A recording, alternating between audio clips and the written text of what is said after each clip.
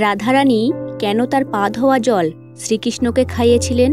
এই ঘটনাটা রানী রুক্মিণীর ও শ্রীকৃষ্ণের বিবাহের ঠিক কিছু বছর পর ঘটেছিল। একদিন নারদমুনি তার প্রভু শ্রীকৃষ্ণের কাছে যান দেখা করতে।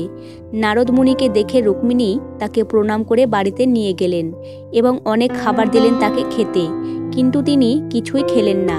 তাই দেখে রানী রুক্মিণী বললেন, মুনিবর, আপনি কিছু খাচ্ছেন না কেন?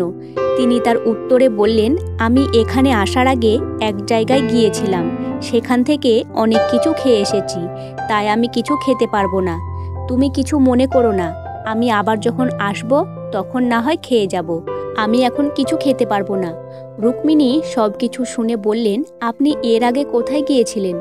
তার উত্তরে নারদমুনি বললেন, আমি এর আগে আমার প্রভু শ্রীকৃষ্ণের সব থেকে প্রিয় সখী রাধার কাছে গিয়েছিলাম।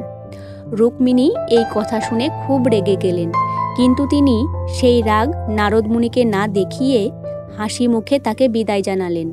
নারদমুনি যেতেই রানী রুক্মিণী রাগে নিজের ঘরে ঢুকে গেলেন এবং রাগে হিংসায় কাঁদতে আরম্ভ করলেন।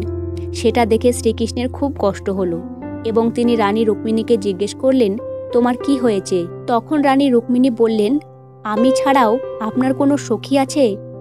আপনি আমাকে ছাড়াও অন্য কাউকে ভালোবাসেন? আপনি এটা কি করে করতে পারলেন? শ্রীকৃষ্ণ বললেন, দেখো, আমি সবাইকেই ভালোবাসি, শুধু তুমি আমার প্রেম পাবে এটা তো হতে পারে না। রুক্মিণী তখন বললেন, আপনি আমার থেকে বেশি কাউকে ভালোবাসতে পারেন না, আর আমার থেকে বেশি আপনাকে কেউ ভালোবাসতে পারবে না। কৃষ্ণ রুক্মিণীর কথা শুনে মনে মনে বললেন, দেখাই যাক কে আমাকে সব থেকে বেশি ভালোবাসে। 2-3 দিন পর শোনা গেল শ্রীকৃষ্ণের খুব অসুখ। তাই শুনে নারদমুনি আবার গেলেন দ্বারকায়। সেখানে গিয়ে তিনি দেখলেন দেশ বিদেশের লোক এসেছে শ্রীকৃষ্ণকে সুস্থ করার জন্য, কিন্তু কেউ তাকে সুস্থ করতে পারল না। রানী রুক্মিণী নারদমুনিকে দেখে বললেন, মুনিবর, আমি শ্রীকৃষ্ণের এমন কষ্ট আর দেখতে পাচ্ছি না, আপনি দয়া করে ওনাকে সুস্থ করে দিন।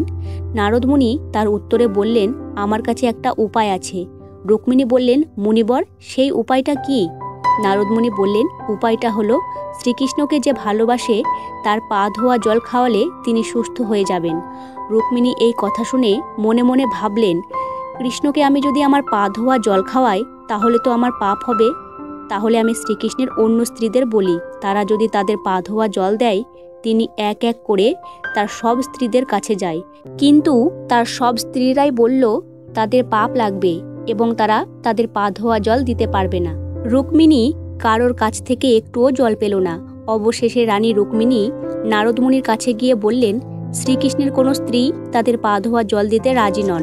নারদমুনি বললেন, ঠিক আছে, আমি কিছুক্ষণ পরে আসছি।